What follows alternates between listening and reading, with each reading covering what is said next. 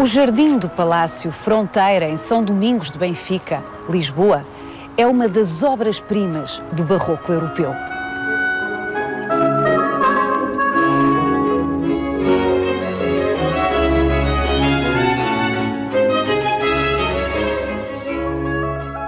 Construído por Dom João de Mascarenhas, primeiro Marquês de Fronteira, na segunda metade do século XVII, o complexo do Palácio Fronteira faz jus ao que havia de mais culto na Europa do seu tempo.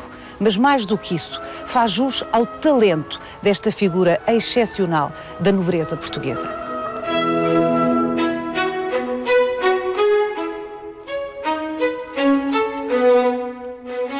São muitas as coisas que Dom João de Mascarenhas nos quis dizer com este projeto altamente sofisticado. A escultura da figura clássica da Fortuna, por exemplo, é uma das pontas possíveis deste novelo interminável de histórias. Vai querer saber mais? Venha connosco nesta visita guiada.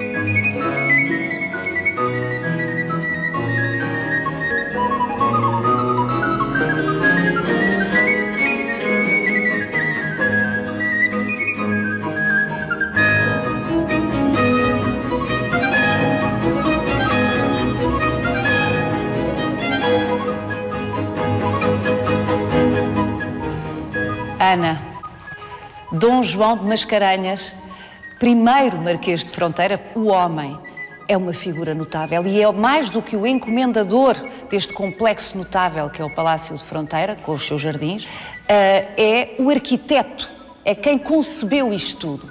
E pensar nisto é extraordinário, portanto não é alguém que era muito rico e mandou fazer. Foi alguém que desejou fazer, tinha os meios para o fazer, mas sobretudo tinha a sabedoria, a formação e a informação para fazer uma coisa tão extraordinária. Quem era este homem? Dom João de Mascarenhas é realmente uma figura única no panorama não só nacional como também europeu do seu tempo. E se calhar para além do seu tempo. Dom João de Mascarenhas é um nobre, como vários outros do Portugal de 600, que entraram na Guerra da Restauração e que entraram ao lado de Dom João, do lado certo. Dissemos nós. Ficaram do lado dos vencedores e com Exatamente. Isso vão ser recompensados, vão ver as suas riquezas recompensadas, os seus títulos recompensados. É precisamente por isso que ele, que já era o segundo conde da Torre, passa então a ser elevado, um velho nobre, já o seu pai. Tinha esta quinta, aliás. Esta era a quinta de recreio da família Mascarenhas. Eles tinham o palácio, esta onde nós estamos, eles tinham o palácio de residência de todo o ano, na Baixa Pombalina, que desapareceu. E é só depois do terremoto, exatamente, só depois que eles vêm para a sua casa de veraneio, casa de recreio, quinta de recreio. Pertence a este grupo, que é o grupo dos grandes, e que todos eles colaboram, apoiam Dom João na guerra contra os castelhanos, e depois vão ver o seu apoio recompensado com riquezas, com aumento de títulos, aumento de privilégios, e portanto eles têm os meios. Eles têm os meios, por outro lado estão também atualizados face ao gosto internacional do seu tempo. Portanto, eles sabem, era notícia por toda a Europa, dos jardins de Versailles que acabavam de inaugurar na década de 60 do século XVII. Há várias notícias. Bom, Dom Pedro casa com uma prima de Luís de XIV, portanto, há várias notícias. O Rei Sol. Exatamente, o Roi Soleil. E toda a literatura chega também por via francesa. Dom João de Mascarenhas, sob cujo retrato estamos aqui, Dom João de Mascarenhas foi general. Foi. Na guerra, uma guerra que, também há que recordar, durou 28 anos. Às vezes não se pensa Exatamente, nisso. portanto, todo o período, quase, digamos que a sua vida madura é passada em guerra, todos estes. Portanto, antes de mais, era um guerreiro. Era, e é por isso mesmo que ele é representado num retrato equestre, que é a maneira ideal de representar o nobre. Agora, para além destas qualidades e de ter também um sentido político de estratégia, um grande estratega, para além disso, ele é uma outra coisa. E é isso que o distingue dos demais e distingue do seu grupo dos grandes. É que ele é aquilo que se dizia un homme de bon goût, un connaisseur de bon goût. Um homem de bom gosto. Exatamente. Informado por toda a literatura francesa que chegava, aliás, como mostra a sua biblioteca, era um homem tido como eruditíssimo. Aliás, a Jontier escreve precisamente quando está a dar informações: acabei de conhecer um homem eruditíssimo, já devia ter ido há mais tempo àquele palácio em Benfica. E vou-te descrever, e isto é extraordinário, ele diz, vou-te descrever voluntariamente, ou seja, ninguém me está a encomendar que eu esteja a fazer propaganda do Palácio Fronteira, vou-te descrever e tu vais ver a maravilha e a graça e beleza deste sítio, para que assim que chegares, venhas então conhecer esta maravilha. E é ela que depois faz toda essa descrição, que é fundamental para se comparar com o inventário de 1663, e então conseguimos quase passo a passo, e passo a passo não só reconhecer que as descrições são similares, mas também são similares ao que temos hoje. Portanto, isto mantém-se quase igual àquilo que era no século XVII. E aí há que dizer, e é justo que o façamos, que uma casa, no sentido nobiliárquico do termo, é isto. É muito mais do que um valor patrimonial, é um valor simbólico, é uma história que traz agarrada, não é? É uma pertença a uma tribo. No limite a isto, a um grupo social, e o herdeiro da casa tem a obrigação de a preservar e de, pelo menos, a manter nos mesmos termos, porque é apenas um guardião para a geração seguinte. E nesse sentido, é de elogiar a forma como... Não, é extraordinário, é o único. O sentido de amor, o sentido de amor, o sentido de ter que cuidar desta casa. Há uma expressão fabulosa do atual Sr. Marquês de Fronteira, que é, isto é propriedade privada, esta casa não é minha, eu sou desta casa. Portanto, esta casa está para além do seu tempo, tal como está para além do tempo de Dom João de Mascarenhas. Outra das coisas extraordinárias que mostra o sentido de monumento, mas também de apreciação que sempre houve à volta deste palácio, é o facto de, nesta cartela, que isto já foi feito no século XVIII, portanto já depois de Dom João de Mascarenhas, e quando eles estão a enumerar os vários feitos da guerra, os vários cargos que tinha Dom João de Mascarenhas, depois tem aqui uma frase magnífica. Portanto, ele era valoroso, prudente e magnífico, do que não é menor o monumento. Portanto, o feito, ou seja, a consciência de que a arquitetura desta casa, a beleza deste palácio e jardins, era um dos monumentos, era um dos grandes feitos de Dom João de Mascarenhas, que ia para além do seu tempo. Vamos até ao jardim? Vamos precisamente então à série Régia, que vai completar o discurso iniciado da Sala das Batalhas, ou seja, a leitura iconológica e o sentido político que se pode tirar precisamente do programa de Dom João de Mascarenhas. Quando se diz programa, é as intenções que ele colocou na construção disto que estamos a ver.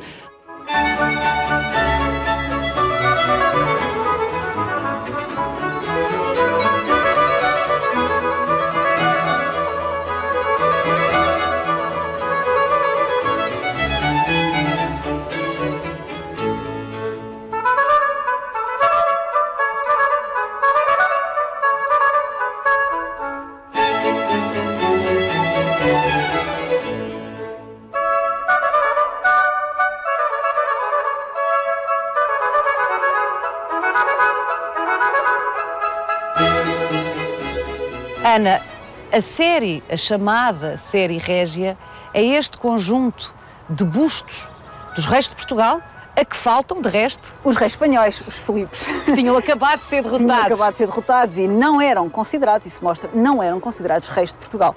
Precisamente aqui começamos com o pai do primeiro rei de Portugal, o conde Dom Henrique, já consta nesta série, já tem o seu busto aqui. Depois temos todos os reis de Portugal, até Dom Pedro II, que ainda não tem a coroa, porque o irmão era vivo e, na verdade, ele é que era o rei, mas o Dom Pedro já está ali também. Portanto, vai desde o conde Dom Henrique até ao Dom Pedro II. Até àquilo que seria o próximo rei. O próximo rei, aqui entre os dois torreões. É aqui, Ana, nesta série, que se torna expressa a intencionalidade política do programa desta intervenção de Dom João de Mascarenhas nesta quinta de recreio no Palácio de Fronteira e concretamente no Jardim. O que nós encontramos na maior parte dos jardins, e digamos em 90% dos casos, são temas adequados ao jardim.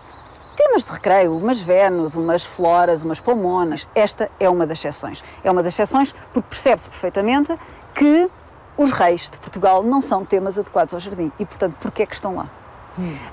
E é isso que vai completar o discurso começado na Sala das Batalhas. Na Sala das Batalhas, na Sala de aparato, sala, aliás, de recepção de um nobre, de uma casa nobre, Dom João de Mascarenhas faz questão de lembrar a sua ação durante a Guerra da Restauração. E, portanto, aqueles painéis azulejados, mostram as principais batalhas, ou talvez onde ele teve uma intervenção determinante para a vitória, e faz com que isso não se esqueça. Cada vez que nós visitamos a sala de aparato do Palácio Fronteira, lembramos do papel que ele desempenhou nas Guerras da Restauração. E isso é amplificado aqui no Jardim. Porquê? Porque nós temos a maneira ideal de representar a nobreza, que é o retrato equestre.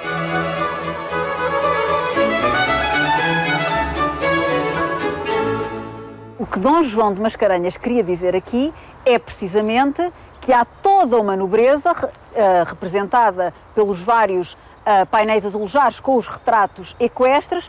Toda esta nobreza suporta a monarquia. A monarquia existe enquanto existe uma nobreza que a suporta. E precisamente nós encontramos na cota superior toda a série régia. Mas estes reis de Portugal foram lá postos pela nobreza. Não só na aclamação da guerra que depois dará, mas é a guerra da aclamação porque eles aclamaram o Duque de Bragança como o futuro rei de Portugal, como o próprio Dom Afonso Henriques também foi. Houve uma série de cavaleiros que se reuniram à sua volta e que disseram vamos fazer de ti rei. Exatamente. Porquê é que ele sentiu necessidade de fazer esta espécie de declaração pública? Bom, estamos num período em que a legitimidade ainda está a ser sedimentada, não é? Tudo isto ainda é muito recente e, sobretudo, está-se a fazer... A legitimidade da Casa de Bragança? Exato, a legitimidade da própria autonomia, porque a verdade não foi uma perda de independência, era como se houvesse uma coroa a reger dois corpos, Portugal e Espanha. A carta patente diz que nós mantemos uma certa autonomia. A verdade é que depois na prática isso não se verificou e sobretudo era a nossa nobreza que estava a ser muito prejudicada por todos os cargos e todos os privilégios iam para os espanhóis. Portanto, por isso é que é toda esta ação também parte da nobreza. Desde há 60 anos que não havia um rei português com nobres portugueses a toda a sua volta. E, portanto, há um novo xadrez político e todos estes, os grandes, estão a lutar por quem fica mais perto do rei, por quem agrada mais ao rei. E, normalmente, fazer representações dos reis nos seus próprios palácios é uma das maneiras de nos querermos aproximar do rei.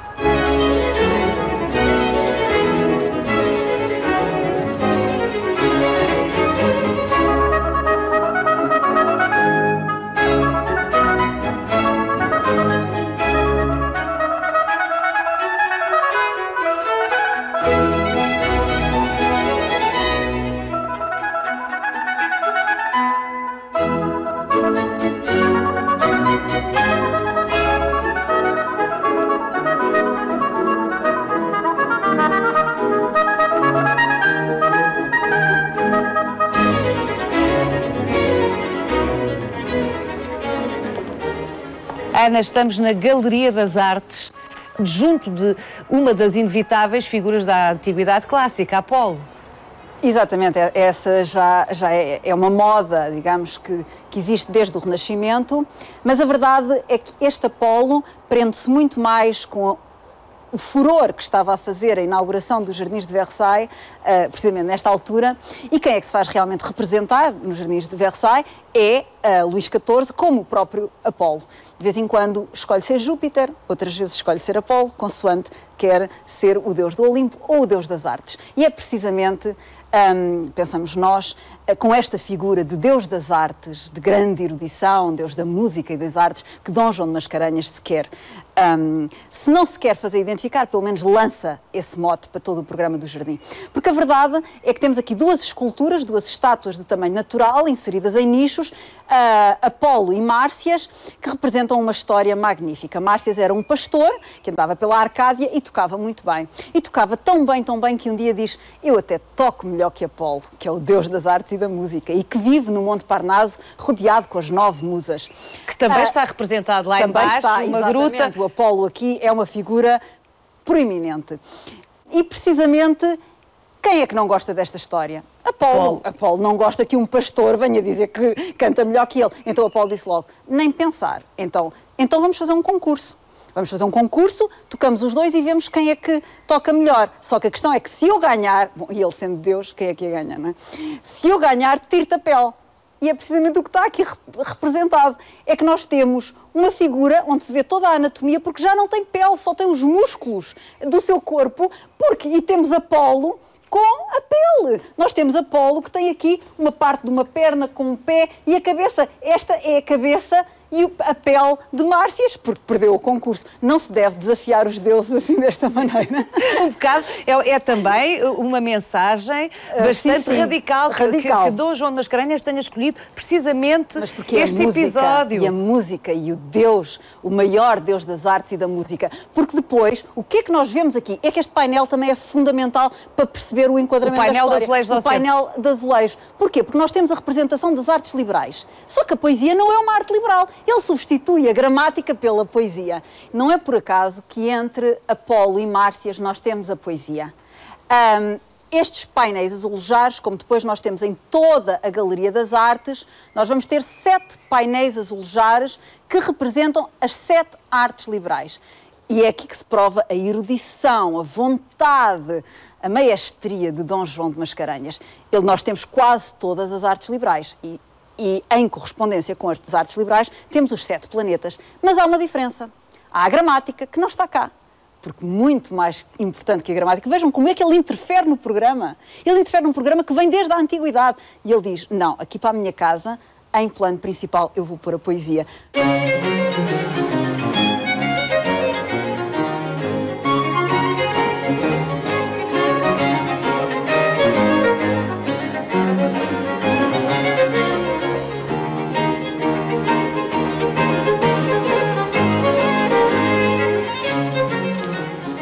Bom, outro dos núcleos absolutamente aprazíveis do Jardim do Palácio Fronteira.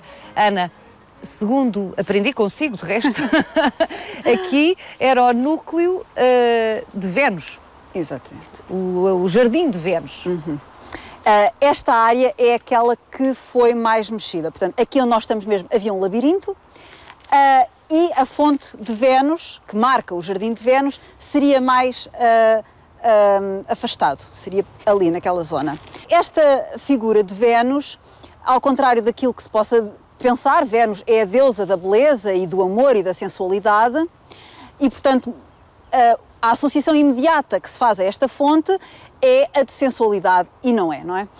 Este seria o Jardim das Damas para as senhoras da casa de fronteira e, portanto, aquilo que se espera das senhoras de uma casa nobre no século XVII é precisamente que tenham muitos filhos, e se forem varões, melhor. E, portanto, o significado verdadeiro desta Vênus é a de fertilidade, como, aliás, mostra a sua posição das mãos a agarrar o peito, que se nós pensarmos que este é um gesto profundo de representação da fertilidade, da capacidade das mulheres de criar e de dar o leite. Por exemplo, tem como correspondente na iconografia religiosa a Senhora do Leite.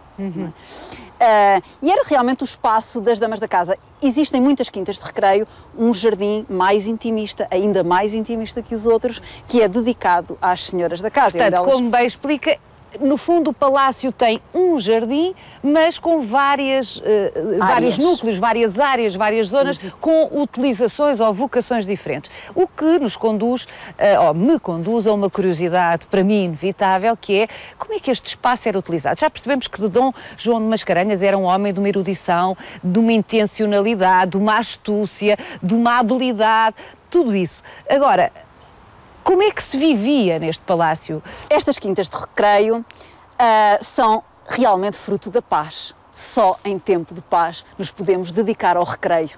É realmente esta vontade, esta ânsia de viver, esta ânsia de divertimento. Temos uns painéis azulejares que explicam magistralmente o tipo de vida e o tipo de boa vida que se tinha aqui, precisamente. Estas merendas ao ar livre, fumar um cachimbo holandês, ouvir música, recitar uns versos de poesia, tudo isso nos contam também os painéis azulejares desta casa. E esses sim evocam certamente a vida que se tinha aqui, porque nós temos uma mesa que está ali desde o século XVII, debaixo de um caramanchão, onde teria vistas fabulosas sobre a quinta, porque está numa zona, numa cota mais alta, e portanto vê-se o tipo de merendas ao ar livre, andavam de barco no espelho d'água, tinham um labirinto para se divertirem. O que mais uma vez remete para um estilo de vida internacional, ou seja, isso era um estilo de vida que percorria a alta nobreza europeia.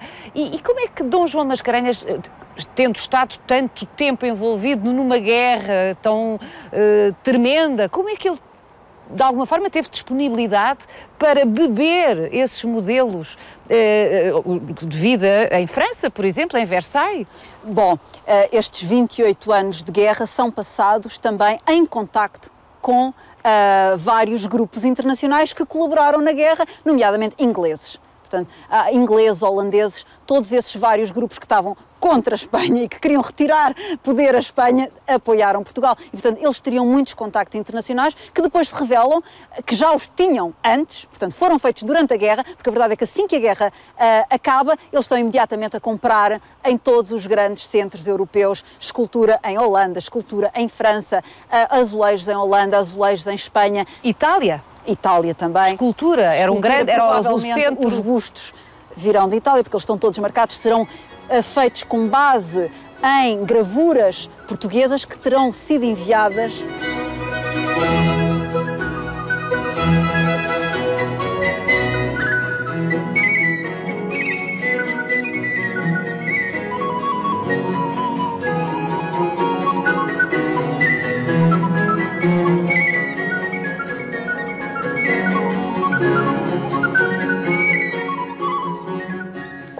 Bom, isto é interminável, Ana. O Lago dos Esses, aliás, o nome é absolutamente gráfico e sugestivo. E a Casa dos? A Casa de Fresco. Precisamente, hoje não dá para reparar tanto, mas eu já estive aqui em agosto com um grupo de alunos e estava tipo 40 graus cá fora e nós entramos e é uma frescura. Ora, estas casas de fresco eram essenciais nas quintas de recreio em Portugal, precisamente por causa do clima, que era tão quente que é preciso depois de repente estar num local fresco. Todos estes sítios diferentes são para estar, em vez de ser, por exemplo, por oposição àqueles grandes jardins do centro e norte da Europa, com as grandes alamedas em que são para andar. Não é? E nós, são espaços mais fechados, também provavelmente devido ao calor, e que é para estar. Anda-se um pouco e depois está-se alguns momentos. Como aqui. Aqui seria outro momento para uma pessoa se refrescar nos dias de muito calor. Estes pratos, isto parece de um serviço e, ao que sei, é o que resta de um serviço, cacos de um serviço. Isto chama-se técnica? Isto chama-se técnica dos embrechados.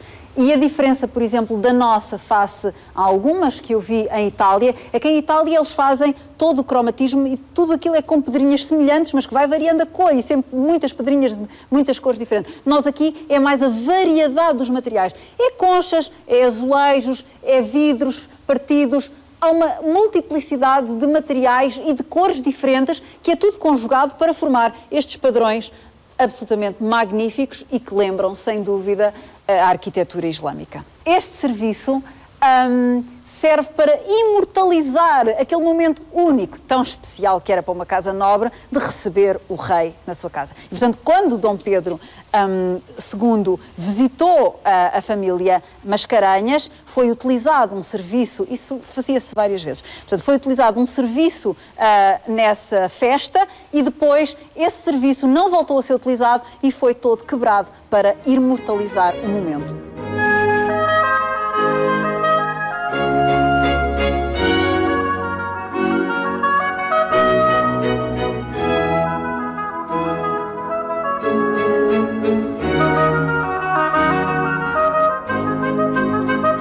Ana, a terminar esta sua visita guiada ao Palácio Fronteira, é importante recuperar aqui as razões da excepcionalidade desta peça da história da arte e as razões porque ela é um caso de estudo a uma escala, obviamente, europeia, internacional.